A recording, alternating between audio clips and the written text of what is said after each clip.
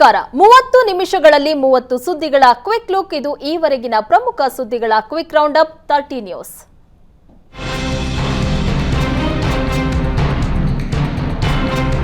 ಮೈಸೂರಿನ ಶಿಲ್ಪಿ ಅರುಣ್ ಯೋಗಿರಾಜ್ ರವರು ಕೆತ್ತಿದ ಬಾಲರಾಮನ ಮೂರ್ತಿ ಅಯೋಧ್ಯೆಯಲ್ಲಿ ಪ್ರತಿಷ್ಠಾಪನೆಯಾಗ್ತಾ ಇದೆ 51 ಇಂಚು ಎತ್ತರದ ಬಾಲರಾಮನ ಮೂರ್ತಿ ಅಯೋಧ್ಯೆ ಮಂದಿರಕ್ಕೆ ಆಯ್ಕೆಯಾಗಿರೋದು ಕುಟುಂಬಸ್ಥರಲ್ಲಿ ಸಂತಸ ಮೂಡಿಸಿದೆ ಕರ್ನಾಟಕದ ಕೃಷ್ಣ ಶಿಲೆಯಿಂದ ಬಾಲರಾಮನ ಮೂರ್ತಿ ಕೆತ್ತನೆ ಮಾಡಿದ್ದಾರೆ ಅರುಣ್ ಯೋಗಿರಾಜ್ 6 ತಿಂಗಳು ಅಯೋಧ್ಯೆಯಲ್ಲೇ ಉಳಿದು ಬಾಲರಾಮನ ಮೂರ್ತಿಯನ್ನ ಕೆತ್ತಿದ್ದಾರೆ ಮಗನ ಕೆತ್ತನೆಯ ಆಯ್ಕೆ ಆಗುತ್ತಲೇ ಅನ್ನುವಂಥ ನಂಬಿಕೆ ಕುಟುಂಬಸ್ಥರಲ್ಲಿ ಇತ್ತು ಯೋಗಿರಾಜ್ ರವರು ಕೆತ್ತಿದ ಬಾಲರಾಮನ ಮೂರ್ತಿ ಆಯ್ಕೆಯಾಗಿದ್ದಕ್ಕೆ ಕುಟುಂಬಸ್ಥರು ಭಾವುಕರಾಗಿದ್ದಾರೆ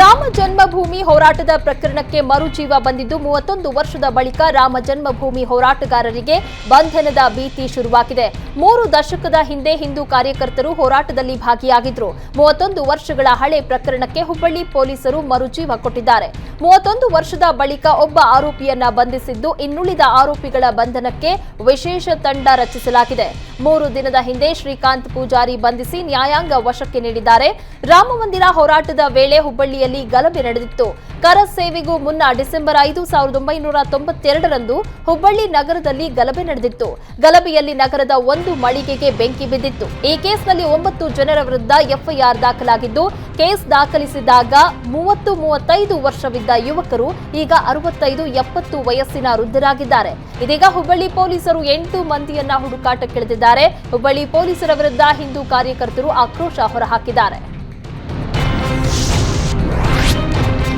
ಹುಬ್ಬಳ್ಳಿಯಲ್ಲಿ ರಾಮ ಜನ್ಮಭೂಮಿ ಹೋರಾಟಗಾರರಿಗೆ ಬಂಧನ ಭೀತಿ ಪ್ರಕರಣಕ್ಕೆ ಸಂಬಂಧಿಸಿದಂತೆ ಸರ್ಕಾರದ ವಿರುದ್ಧ ವಿಪಕ್ಷ ನಾಯಕ ಆರ್ ಅಶೋಕ್ ಆಕ್ರೋಶ ಹೊರಹಾಕಿದ್ದಾರೆ ಕಾಂಗ್ರೆಸ್ ಸರ್ಕಾರ ದ್ವೇಷದ ರಾಜಕಾರಣ ಮಾಡ್ತಾ ಇದೆ ರಾಮ ಮಂದಿರಕ್ಕಾಗಿ ಕರಸೇವೆ ಪ್ರಾಣ ತ್ಯಾಗ ಮಾಡಿದ್ದಾರೆ ಕಾಂಗ್ರೆಸ್ ಸರ್ಕಾರ ಕರಸೇವಕರನ್ನ ಭಯಪಡಿಸುವುದಕ್ಕೆ ಹೊರಟಿದೆ 30 ವರ್ಷದ ಬಳಿಕ ಹಿಂದೂ ಕಾರ್ಯಕರ್ತರನ್ನ ಜೈಲಿಗಟ್ಟಿದ್ದಾರೆ ದ್ವೇಷದ ರಾಜಕಾರಣಕ್ಕೆ ಸರ್ಕಾರ ಪ್ರತಿಫಲ ಅನುಭವಿಸುತ್ತೆ ನಾನು ರಾಮ ಜನ್ಮಭೂಮಿ ಹೋರಾಟದಲ್ಲಿ ಭಾಗವಹಿಸಿದ್ದೆ ಯಡಿಯೂರಪ್ಪ ಸಹ ಹೋರಾಟಕ್ಕೆ ಹೋಗಿದ್ರು ನನ್ನನ್ನು ಬಂಧಿಸ್ತೀರಾ ಅಂತ ಆರ್ ಅಶೋಕ್ ಕಾಂಗ್ರೆಸ್ಗೆ ಸವಾಲ್ ಹಾಕಿದ್ದಾರೆ ಟಿಪ್ಪು ಆಡಳಿತ ಮರುಸ್ಥಾಪನೆಗೆ ಕಾಂಗ್ರೆಸ್ ಸರ್ಕಾರ ಹೊರಟಿದೆ ಎಂದು ಸರ್ಕಾರದ ವಿರುದ್ಧ ವಿಪಕ್ಷ ನಾಯಕ ಆರ್ ಅಶೋಕ್ ವಾಗ್ದಾಳಿ ನಡೆಸಿದ್ರು ನೀವು ಪೋಷಕರಾಗಲು ಕಾಯುತ್ತಿದ್ದೀರಾ ಚಿಂತಿಸದಿರಿ ಓಯಾಸಿಸ್ ಫರ್ಟಿಲಿಟಿ 90,000 ದಂಪತಿಗಳ ಜೀವನದಲ್ಲಿ ಸಂತೋಷವನ್ನು ತಂದಿದೆ 7825893601ಗೆ ಕರೆ ಮಾಡಿ ಅತ್ಯದ್ಭುತ ರಿಯಾಯಿತಿ ಪಡೆಯಿರಿ ಹಾಗೂ ಎಲ್ಲರಿಗೂ ಗುಡ್ ನ್ಯೂಸ್ ಕೊಡಿ ಅಯೋಧ್ಯೆ ರಾಮ ಮಂದಿರ ಉದ್ಘಾಟನೆಗೆ ಹೋಗಲು ಕಾಂಗ್ರೆಸ್ನಲ್ಲೇ ಗೊಂದಲ ಮೂಡಿದೆ ರಾಮ ಮಂದಿರ ಉದ್ಘಾಟನೆಗೆ ಹೋಗಬೇಕೋ ಬೇಡವೋ ಅಂತ ಹೈಕಮಾಂಡ್ ನಿರ್ಣಯ ಮಾಡುತ್ತೆ ಅಂತ ಬೆಂಗಳೂರಲ್ಲಿ ಗೃಹ ಸಚಿವ ಜಿ ಪರಮೇಶ್ವರ್ ಹೇಳಿದ್ದಾರೆ ಹೈಕಮಾಂಡ್ ಸೂಚನೆಯಂತೆ ನಡೆದುಕೊಳ್ತೀವಿ ಎಂದಿದ್ದಾರೆ ಬಿಜೆಪಿಯವರು ಮಾತ್ರ ಹಿಂದೂಗಳಲ್ಲ ನಾವು ಹಿಂದೂಗಳೇ ದೇಶದಲ್ಲಿ ಹಿಂದೂಗಳ ಸಂಖ್ಯೆ ಹೆಚ್ಚಿದೆ ಎಲ್ಲ ಪಕ್ಷದಲ್ಲೂ ಹಿಂದೂಗಳಿದ್ದಾರೆ ರಾಮನ ಆಡಳಿತ ಬಿಜೆಪಿಯವರಿಗೆ ಮಾತ್ರವಲ್ಲ ಎಲ್ರಿಗೂ ಅನ್ವಯಿಸುತ್ತೆ ಇಡೀ ವಿಶ್ವಕ್ಕೆ ರಾಮನ ಆಡಳಿತ ಸಲ್ಲುತ್ತೆ ಅದಕ್ಕೆ ರಾಮರಾಜ್ಯ ಅನ್ನೋದು ಎಲ್ಲರನ್ನೂ ಸಮಾನವಾಗಿ ಕಾಣಬೇಕು ಅನ್ನೋದಕ್ಕೆ ರಾಮರಾಜ್ಯ ಅಂತ ಕರೆಯೋದು ಅಂತ ಗೃಹ ಸಚಿವ ಜಿ ಪರಮೇಶ್ವರ್ ಹೇಳಿದ್ದಾರೆ ಹೊಸ ವರ್ಷದ ಆರಂಭದಲ್ಲೇ ಡಿಸಿಎಂ ಡಿಕೆಶಿಗೆ ಹೊಸ ಸಂಕಷ್ಟ ಶುರುವಾಗಿದೆ ಡಿಕೆಶಿ ಜೊತೆ ವ್ಯಾವಹಾರಿಕ ನಂಟು ಹೊಂದಿದ್ದವರಿಗೆ ಸಿಬಿಐ ನೋಟಿಸ್ ನೀಡಿದೆ ಮಲಯಾಳಂನ ಜೈ ಹಿಂದ್ ಚಾನೆಲ್ ಸೇರಿ 32ಕ್ಕೂ ಹೆಚ್ಚು ಜನರಿಗೆ ಸಿಬಿಐ ನೋಟಿಸ್ ಅನ್ನ ಕೊಟ್ಟಿದೆ ಡಿಕೆಶಿ ಹೂಡಿಕೆಯ ವಿವರ ನೀಡುವಂತೆ ಚಾನೆಲ್ಗೆ ಸಿಬಿಐ ನೋಟಿಸ್ ಅನ್ನ ನೀಡಿದೆ ಜನವರಿ 11ಕ್ಕೆ ವಿಚಾರಣೆಗೆ ಹಾಜರಾಗುವುದಕ್ಕೆ ಚಾನೆಲ್ ಎಂಡಿ ಶಿಜುಗೆ ಸಿಬಿಐ ಸೂಚನೆ ಕೊಟ್ಟಿದೆ ಡಿಕೆಶಿ ಪತ್ನಿ ಉಷಾ ಜೈ ಹಿಂದ್ ಚಾನೆಲ್ನಲ್ಲಿ ಹೂಡಿಕೆ ಮಾಡಿರುವ ಪ್ರತಿಯಾಗಿ ಪಡೆದಿರುವಂತಹ ಲಾಭಾಂಶ ಷೇರು ವಹಿವಾಟು ಆಸ್ತಿ ವಿವರಗಳು ಹಾಗೂ ಡಿಕೆಶಿ ಸಂಪರ್ಕದಲ್ಲಿದ್ದವರ ವಿವರ ನೀಡುವುದಕ್ಕೆ ಸಿಬಿಐ ಸೂಚನೆ ನೀಡಿದೆ ಸಿಬಿಐ ಕೇಳಿದ ಎಲ್ಲ ವಿವರ ಒದಗಿಸಲಾಗುವುದು ಅಂತ ಏಷ್ಯಾನೆಟ್ಗೆ ಜೈ ಹಿಂದ್ ಚಾನೆಲ್ ಎಂಡಿ ಶಿಜು ಹೇಳಿದ್ದಾರೆ ಕಿರುಕುಳ ನೀಡೋದೇ ಬಿಜೆಪಿಯ ಉದ್ದೇಶ ಆಗಿದೆ ಇದು ಬಿಜೆಪಿಯ ದ್ವೇಷದ ರಾಜಕಾರಣ ಅಂತ ಎಂಡಿ ಶಿಜು ಕಿಡಿಕಾರಿದ್ದಾರೆ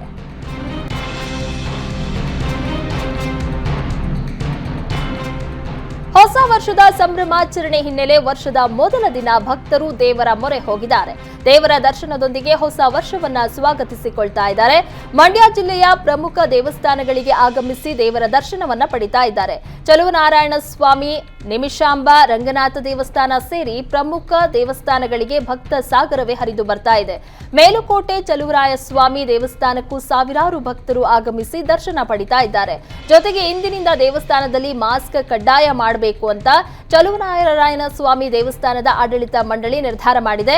ಮಾಸ್ಕ್ ಧರಿಸಿ ಬಂದವರಿಗೆ ಮಾತ್ರ ದೇವರ ದರ್ಶನಕ್ಕೆ ಅವಕಾಶ ಕಲ್ಪಿಸಲಾಗುತ್ತೆ. ಮಾಸ್ಕ್ ಧರಿಸಿಯೇ ಭಕ್ತರು ದೇವರ ದರ್ಶನ ಪಡಿಬೇಕಾಗುತ್ತೆ. ದಾವಣಗೆರೆ ಜಿಲ್ಲಾ ಬರಪೀಡಿತ ಪ್ರದೇಶಕ್ಕೆ ಬಿಜೆಪಿ ರಾಜ್ಯಾಧ್ಯಕ್ಷ ಬಿವೈ ವಿಜಯೇಂದ್ರ ಭೇಟಿ ನೀಡಿದ್ರು. ದಾವಣಗೆರೆ ಸಮೀಪದ ಜುಮ್ಮಾಪುರ ಗ್ರಾಮದ ಜಮೀನುಗಳಿಗೆ ವಿಜಯೇಂದ್ರ ಭೇಟಿ ನೀಡಿದ್ರು. ಜುಮ್ಮಾಪುರ ಗ್ರಾಮದ ಮರಳಪ್ಪ ಹಾಗೂ ಸಿದ್ದಮ್ಮ ಎಂಬುವವರ ಮೆಕ್ಕೆಜೋಳ ಹೊಲಕ್ಕೆ ಭೇಟಿ ನೀಡಿದ್ರು. 4 ಎಕರೆ ಪ್ರದೇಶದಲ್ಲಿ ರೈತ ಮರುಳಪ್ಪ ಮೆಕ್ಕೆಜೋಳವನ್ನ ಬೆಳೆದಿದ್ದ. 4 ಎಕರೆಯಲ್ಲಿ 1 ರೂಪಾಯಿ ಕೂಡ ಆದಾಯ ಪಡೆಯದೆ ರೈತರ ಕುಟುಂಬ ಕಂಗಾಲಾಗಿದೆ. ಮಾಯಕೊಂಡ ಕ್ಷೇತ್ರದಲ್ಲಿ ಬಹುತೇಕ ಮೆಕ್ಕೆಜೋಳ ಬೆಳೆಗಾರರು ಕಂಗಾಲಾಗಿದ್ದು, ವಿಜಯೇಂದ್ರ ಅವರ ಜೊತೆ ದಾವಣಗೆರೆ ಜಿಲ್ಲಾ ಬಿಜೆಪಿ ಮುಖಂಡರು ಭೇಟಿಯಾಗಿ ಸಮಸ್ಯೆ ಬಗ್ಗೆ ಹೇಳಿಕೊಂಡ್ರು. ಎಂಪಿ ರೇಣುಕಾಚಾರ್ಯ, ಬಿಜೆಪಿ ಹಿರಿಯ ಮುಖಂಡ ಎಸ್ಎ ರವೀಂದ್ರನಾಥ್, ರಾಜ್ಯಾಧ್ಯಕ್ಷ ಬಿವೈ ವಿಜಯೇಂದ್ರ ಅವರನ್ನ ಭೇಟಿಯಾದರು. ರಾಮ ಮಂದಿರ ಉದ್ಘಾಟನೆಗೆ ಸಿಎಂ ಸಿದ್ದರಾಮಯ್ಯಗೆ ಆಹ್ವಾನ ನೀಡಿರುವುದಕ್ಕೆ ಚಿತ್ರದುರ್ಗದಲ್ಲಿ ಮಾಜಿ ಸಚಿವ ಎಚ್ ಆಂಜನೇಯ ಪ್ರತಿಕ್ರಿಯೆ ನೀಡಿದ್ದಾರೆ. ರಾಮ ಮಂದಿರ ಉದ್ಘಾಟನೆಗೆ ಸಿದ್ದರಾಮಯ್ಯ ಅವರನ್ನ ಕರೆದಿದ್ದರೆ ಒಳ್ಳೆಯದಾಯಿತು. ಸ್ವತಃ ಸಿದ್ದರಾಮಯ್ಯ ಅವರೇ ರಾಮ, ಆ ರಾಮನಿಗೆ ಹೋಗಿ ಪೂಜಿಸಬೇಕು.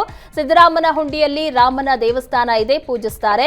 ಅಯೋಧ್ಯೆಯಲ್ಲಿರುವ ಬಿಜೆಪಿಗರ ರಾಮ, ಬಿಜೆಪಿಯವರು ಕರೆಸಿಕೊಂಡು ಭಜನೆ ಮಾಡ್ತಾರೆ. ನಾವೆಲ್ಲ ಶ್ರೀರಾಮನ ಭಕ್ತರು, ನಮ್ಮ ರಾಮ ಎಲ್ಲಾ ಕಡೆಗೂ ಇದ್ದಾನೆ ಎಂದು ವಾಗ್ದಾಳಿ ನಡೆಸಿದ್ರು. ಬಿಜೆಪಿ ಅವರದ್ದು ಧರ್ಮಗಳನ್ನ ಒಡೆದಾಳುವ ನೀತಿ. ಒಂದು ಧರ್ಮದ ವಿರುದ್ಧ ಟೀಕಿಸಿ ಮತ ಬ್ಯಾಂಕ್ ಸೃಷ್ಟಿಸಿಕೊಳ್ಳುವಂತಹ ಭ್ರಮೆ ಬಿಜೆಪಿಗಿದೆ. ನಾವೆಲ್ಲ ಹಿಂದೂಗಳೇ, ಹಿಂದೂ ಧರ್ಮವನ್ನ ಬಿಜೆಪಿ ಕೊಂಡುಕೊಂಡಿಲ್ಲ. ಓಟಿಗಾಗಿ ಬಿಜೆಪಿ ರಾಮನನ್ನ ಮಾಡುವುದು ಬೇಡ ಎಂದು ಮಾಜಿ ಸಚಿವ ಎಚ್ ಆಂಜನೇಯ ವಾಗ್ದಾಳಿ ನಡೆಸಿದ್ರು. ಡಿಸಿಎಂ ಡಿಕೆ ಶಿವಕುಮಾರ್ರನ್ನ ಎಸ್ಟಿ ಸೋಮಶೇಖರ್ ಭೇಟಿಯಾಗಿದ್ದು ತೀವ್ರ ಕುತೂಹಲ ಮೂಡಿಸಿದೆ. ಇದಕ್ಕೆ ಪ್ರತಿಕ್ರಿಯಿಸಿದ ಎಸ್ಟಿ ಸೋಮಶೇಖರ್, ಹೊಸ ವರ್ಷಕ್ಕೆ ಶುಭಾಶಯ ಹೇಳಲು ಬಂದಿದ್ದೆ ಅಂತ ಹೇಳಿದ್ರು. ಕೆಲವರು ರಾತ್ರಿ ಬರ್ತಾರೆ, ಮತ್ತಷ್ಟು ಜನ ಕಣ್ತಪ್ಪಿಸಿ ಹೋಗ್ತಾರೆ. ನಾನು ಡಿಕೆಶಿ ಭೇಟಿಗೆ ರಾಜಾರೋಷವಾಗಿ ಬಂದು ಹೋಗ್ತೀನಿ, ಕೆಲವರ ಹಾಗೆ ಕತ್ತಲಲ್ಲಿ ಬಂದು ಹೋಗಲ್ಲ ಅಂತ ಸೋಮಶೇಖರ್ ಹೇಳಿದ್ರು. ನಾನು ಇದ್ದಾಗಲೇ ತುಂಬಾ ಮಂದಿ ಬಂದು ಡಿಕೆಶಿ ಅವರನ್ನ ಭೇಟಿ ಆಗ್ತಾರೆ, ಅವರನ್ನ ಗಮನಿಸಲ್ಲ, ನನ್ನ ಮಾತ್ರ ಗಮನಿಸ್ತೀರಾ ಎಂದು ಎಸ್ಟಿಎಸ್ ಕೋಪಗೊಂಡ್ರು. ಡಿಕೆಶಿಯಿಂದ ಬೆಂಗಳೂರು ಅಭಿವೃದ್ಧಿ ಆಗಲಿ ಅಂತ ಎಸ್ಟಿ ಸೋಮಶೇಖರ್ ಹೇಳಿದ್ರು. ಸವದಿಗೆ ಅವಾಚ್ಯವಾಗಿ ಬೈದಿದ್ದ ಆರೋಪದ ಹಿನ್ನೆಲೆ ಬಿಜೆಪಿ ಕಾರ್ಯಕರ್ತ ಅರುಣ್ ಟಕ್ಕಣ್ಣನವರನ್ನ ಪೊಲೀಸರು ವಶಕ್ಕೆ ಪಡೆದಿದ್ರು.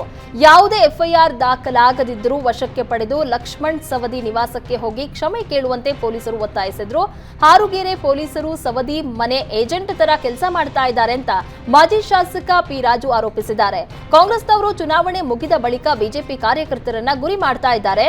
ಚುನಾವಣೆ ದ್ವೇಷ ಇಟ್ಕೊಂಡು ಪೊಲೀಸರನ್ನ ದುರ್ಬಳಕೆ ಮಾಡ್ಕೊಳ್ತಾ ಇದ್ದಾರೆ. ಶಾಸಕ ಲಕ್ಷ್ಮಣ್ ಸವದಿಗೆ ಹಾರುಗೇರಿ ಪೊಲೀಸರು ಏಜೆಂಟ್ ತರ ಕೆಲಸ ಮಾಡ್ತಾ ಇದ್ದಾರೆ ಅಂತ ವಾಗ್ದಾಳಿ ನಡೆಸಿದ್ರು. ಎಫ್ಐಆರ್ ದಾಖಲಾಗದಿದ್ರೂ ವಶಕ್ಕೆ ಪಡೆದು ಪೊಲೀಸರು ನಿಯಮವನ್ನ ಉಲ್ಲಂಘಿಸಿದ್ದಾರೆ ಅಂತ ಆರೋಪಿಸಿದ್ರು. ಬೆಳಗಾವಿ ಜಿಲ್ಲೆಯ ರಾಯಬಾಗ ತಾಲೂಕಿನ ಹಾರುಗೇರೆ ಪಟ್ಟಣದಲ್ಲಿ ಎಸ್ಪಿ ಹಾಗೂ ಐಜಿಗೆ ದೂರು ನೀಡಿದ್ದಾರೆ.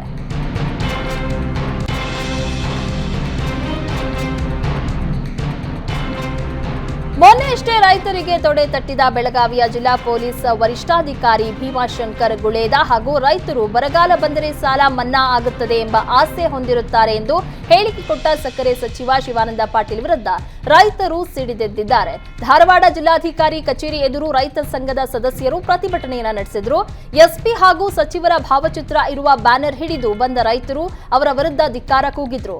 ಇಬ್ಬರ ಭಾವಚಿತ್ರಗಳಿಗೆ ಸಗಣಿ ಬಳಿದು ಕಿಡಿಕಾರಿದ್ರು. ಅಷ್ಟೇ ಅಲ್ಲದೆ ಚಪ್ಪಲಿಯಿಂದ ಭಾವಚಿತ್ರಗಳಿಗೆ ಹೊಡೆದು ಭಾವಚಿತ್ರಗಳನ್ನ ಸುಟ್ಟು ಆಕ್ರೋಶ ಹೊರಹಾಕಿದ್ರು. ಜವಾಬ್ದಾರಿಯುತ ಅಧಿಕಾರಿಯಾಗಿ ಬೆಳಗಾವಿ ಎಸ್ಪಿ ಅವರು ರೈತರ ವಿರುದ್ಧ ತೊಡೆ ತಟ್ಟುತ್ತಾರೆ. ಸರ್ಕಾರದ ಭಾಗವಾಗಿರುವ ಸಕ್ಕರೆ ಸಚಿವ ಶಿವಾನಂದ ಪಾಟೀಲ್ ಅವರು ಬರಗಾಲ ಬಂದ್ರೆ ಸಾಲ ಮನ್ನಾ ಆಗುತ್ತದೆ, ಬರಗಾಲ ಬರ್ಲಿ ಎಂದು ರೈತರು ಆಶಿಸುತ್ತಾರೆ ಎಂಬ ರೈತ ವಿರೋಧಿ ಹೇಳಿಕೆ ಕೊಡ್ತಾರೆ. ಈ ಸರ್ಕಾರ ರೈತ ವಿರೋಧಿ ಸರ್ಕಾರ ಆಗಿದೆ. ಈ ಸರ್ಕಾರದಲ್ಲಿನ ಅಧಿಕಾರಿಗಳು ಕೂಡ ಅದೇ ರೀತಿ ವರ್ತನೆ ಮಾಡ್ತಾ ಇದ್ದಾರೆ ಅಂತ ರೈತರು ಸರ್ಕಾರದ ವಿರುದ್ಧ ಹರಿಹಾಯ್ದ್ರು. ಡೈರಿ ಕಾರ್ಯದರ್ಶಿ ನೇಮಕ ವಿಚಾರಕ್ಕೆ ಕಾಂಗ್ರೆಸ್ ಜೆಡಿಎಸ್ ನಡುವಿನ ಜಟಾಪಟಿ ದಿನೇ ದಿನೇ ತಾರಕಕ್ಕೇರ್ತಾ ಇದೆ. ಇದೀಗ ರಾಮನಗರ ತಾಲೂಕಿನ ಅಣ್ಣಹಳ್ಳಿ ಗ್ರಾಮಸ್ಥರು ಪ್ರತಿಭಟನೆಯನ್ನ ನಡೆಸ್ತಾ ಇದ್ದಾರೆ. ಇಂದು ರಾಮನಗರದ ಐಜೂರು ವೃತ್ತದಲ್ಲಿ ಹಾಲು ಸುರಿದು ಪ್ರತಿಭಟನೆ ನಡೆಸಿದ್ರು. ಬೆಂಗಳೂರು ಮೈಸೂರು ಹಳೆ ಹೆದ್ದಾರಿಯಲ್ಲಿ 10 ಕ್ಯಾನ್ ಹಾಲು ಸುರಿದು ಗ್ರಾಮಸ್ಥರು ಆಕ್ರೋಶ ಹೊರಹಾಕ್ತಾ ಇದ್ದಾರೆ. ಕಾಂಗ್ರೆಸ್ ಸರ್ಕಾರ ಅಧಿಕಾರ ದುರುಪಯೋಗ ಪಡಿಸಿಕೊಂಡು ಕಾರ್ಯದರ್ಶಿ ನೇಮಕ ಮಾಡಿದೆ ಅಂತ ಗ್ರಾಮಸ್ಥರು ಕಿಡಿಕಾರ್ತಾ ಇದ್ದಾರೆ. ಹೆದ್ದಾರಿಯಲ್ಲಿ ಹಸು ಕಟ್ಟಿ ರಸ್ತೆ ತಡೆದು ಕಾಂಗ್ರೆಸ್ ವಿರುದ್ಧ ಗ್ರಾಮಸ್ಥರು ಪ್ರತಿಭಟನೆ ನಡೆಸಿದ್ರು. ಕಾಂಗ್ರೆಸ್ ಮುಖಂಡ ಹಾಗೂ ಬಮೋಲ್ ನಿರ್ದೇಶಕ ಪಿ ನಾಗರಾಜು ಭಾವಚಿತ್ರಕ್ಕೆ ಚಪ್ಪಲಿಯಿಂದ ಹೊಡೆದು ಆಕ್ರೋಶವನ್ನ ಹೊರಹಾಕಿದ್ದಾರೆ. ಕೂಡಲೇ ಕಾರ್ಯದರ್ಶಿ ಬದಲಾವಣೆ ಮಾಡುವಂತೆ ಗ್ರಾಮಸ್ಥರು ಪಟ್ಟು ಹಿಡಿದಿದ್ದಾರೆ. ಅರಣ್ಯ ಅಧಿಕಾರಿಗಳು ಒತ್ತುವರಿ ಭೂಮಿ ವಶಕ್ಕೆ ಮುಂದಾಗಿದ್ದಾರೆ. ಅರಣ್ಯ ಭೂಮಿ ಒತ್ತುವರಿದಾರರ ಹೊಲದಲ್ಲಿ ಜೆಸಿಬಿ ಘರ್ಜನೆಯಾಗ್ತಾ ಇದ್ದಂತೆ ರೈತರಿಗೆ ಆತಂಕ ಶುರುವಾಗಿದೆ. ಅರಣ್ಯ ಇಲಾಖೆ ಅಧಿಕಾರಿಗಳ ವಿರುದ್ಧ ರೈತರು ಅಸಮಾಧಾನ ಹೊರಹಾಕಿದ್ದು, ಸಮಯ ನೀಡುವಂತೆ ರೈತರು ಆಗ್ರಹಿಸಿದ್ದಾರೆ. ಬಾಗಲಕೋಟೆ ಜಿಲ್ಲೆ ಬಾದಾಮಿ ತಾಲೂಕಿನ ಕಲಬಂದಕೇರಿ ಗ್ರಾಮದಲ್ಲಿ ಘಟನೆ ನಡೆದಿದೆ. ಕಲಬಂದಕೇರಿ ಗ್ರಾಮದ ರೈತರಿಂದ ಭೂಮಿ ಒತ್ತುವರಿಯಾಗಿದ್ದು, ಅಧಿಕಾರಿಗಳು ಒತ್ತುವರಿ ತೆರವು ನಡೆಸಿದ್ರು. ಒತ್ತುವರಿ ತೆರವು ಸ್ಥಳದಲ್ಲಿ ರೈತರು ಹಾಗೂ ಅರಣ್ಯ ಇಲಾಖೆ ಅಧಿಕಾರಿಗಳ ನಡುವೆ ವಾಗ್ವಾದ ನಡೆಯಿತು. ಸುಮಾರು 60 ವರ್ಷದಿಂದ ಭೂಮಿ ಉಳುಮೆ ಮಾಡುತ್ತಾ ಬಂದಿದ್ದೇವೆ. ಆ ಭೂಮಿ ಈಗ ಹೇಗೆ ಅರಣ್ಯ ಒತ್ತುವರಿಯಾಗತ್ತೆ ಎಂದು ರೈತರು ಆಕ್ರೋಶ ಹೊರಹಾಕಿದ್ದಾರೆ. ಬರದ ನಡುವೆ ಖರ್ಚು ಮಾಡಿ ಉಳುಮೆ ಮಾಡಿದ್ದ ರೈತರಿಗೆ ಈಗ ಅರಣ್ಯ ಇಲಾಖೆ ಅಧಿಕಾರಿಗಳು ಬರೆ ಎಳೆದಂತಾಗಿದೆ.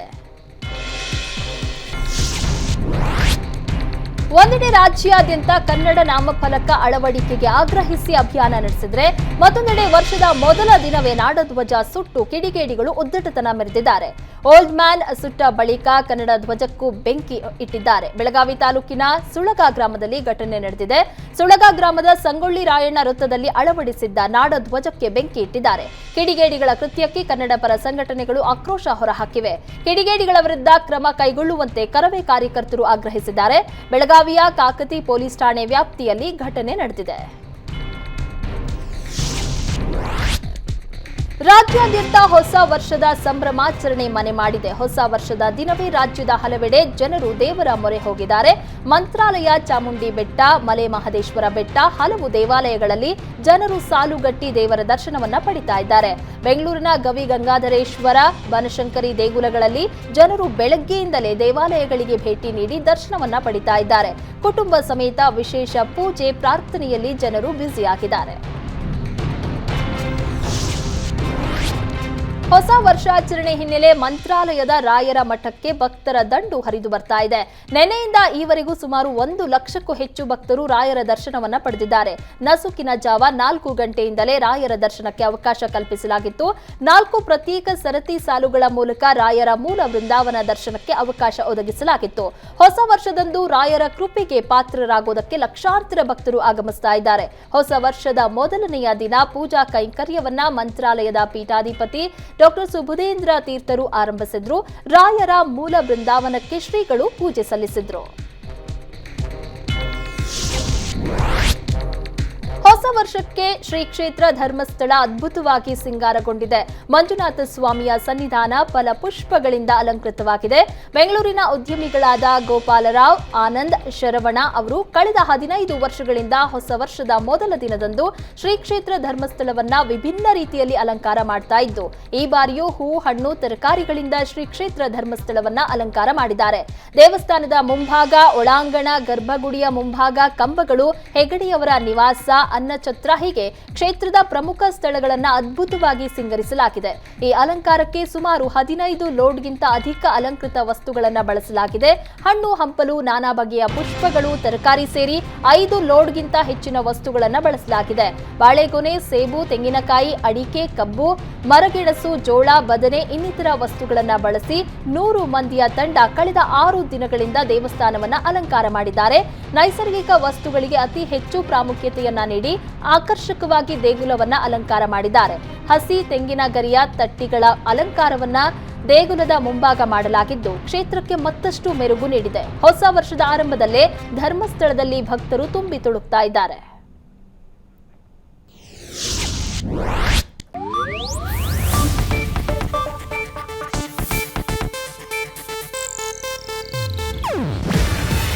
ಇದು ಏಷ್ಯಾನೆಟ್ ನ್ಯೂಸ್ ನೆಟ್ವರ್ಕ್ ಪ್ರಸ್ತುತಿ. ನೀವು ನೋಡ್ತಿದ್ದೀರಾ ಏಷ್ಯಾನೆಟ್ ಸುವರ್ಣ ನ್ಯೂಸ್.